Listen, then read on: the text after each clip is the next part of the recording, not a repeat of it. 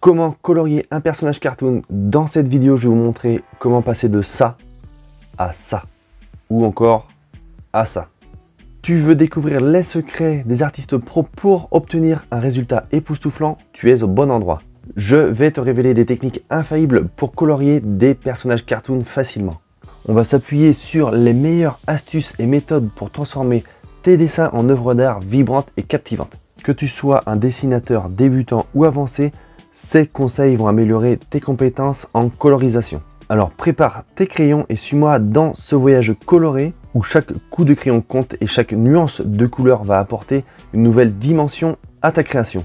Je vais te présenter deux façons de colorier un personnage cartoon, sachant que dans l'univers cartoon, les personnages n'ont qu'une seule couleur et n'ont pas d'ombre. Mais nous, on va leur donner du volume en leur ajoutant tout ça. La première étape va être de choisir les bonnes couleurs. Lorsque tu colories un personnage cartoon, il va falloir choisir une palette de couleurs cohérente, ce qui est essentiel pour créer un résultat professionnel et attrayant. Une palette de couleurs cohérente signifie que les couleurs que tu vas utiliser s'harmonisent bien ensemble pour créer une esthétique globale agréable.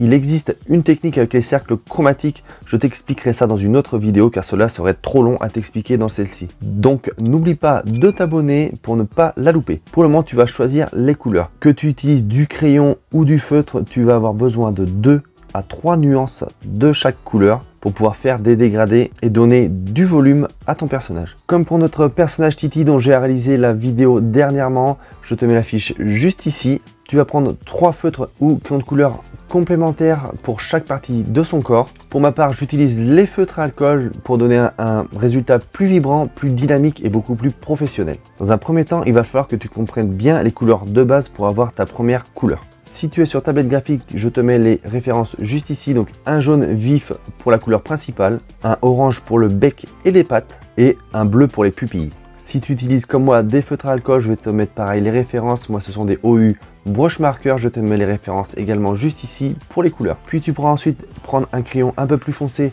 pour faire les ombres et un crayon plus clair pour faire les lumières. Fais bien attention par contre à ne pas avoir trop d'écart de couleur entre tes crayons, sinon tu vas vraiment avoir du mal à les associer. La deuxième étape va être la mise en couleur du dessin cartoon. La première étape va être de tester les crayons sur une feuille du même type que celle dont tu vas réaliser le dessin pour ne pas avoir de surprise. La seconde étape va être de commencer à dessiner les zones les plus grandes, donc le corps de Titi. On va travailler par section pour avoir les couleurs les plus uniformes possibles. N'hésite pas d'ailleurs à passer 2 couches pour les rendre encore plus uniformes.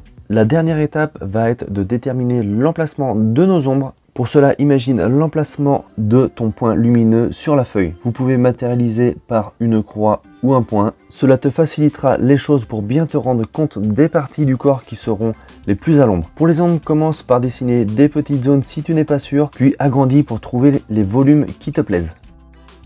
Et on viendra finir par faire une ombre sous notre personnage pour bien montrer qu'il est par terre.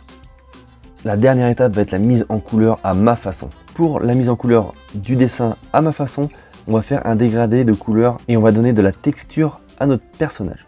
Pour faire une bonne comparaison entre les deux techniques, on va utiliser le même personnage, le même dessin. Tu vas prendre les mêmes couleurs que pour le modèle précédent, mais tu ne vas pas colorier la totalité de la zone avec la couleur de base. Tu vas commencer par la couleur la plus foncée, celle de l'ombre, et commencer à combler toutes les parties les plus basses de chaque élément. Ensuite, tu vas venir la dégrader avec ta couleur de base pour bien la mélanger. N'attends pas trop que la première couleur soit sèche, car sinon tu ne pourras plus la mélanger. Puis la même chose pour la troisième couleur qui va être la couleur la plus claire.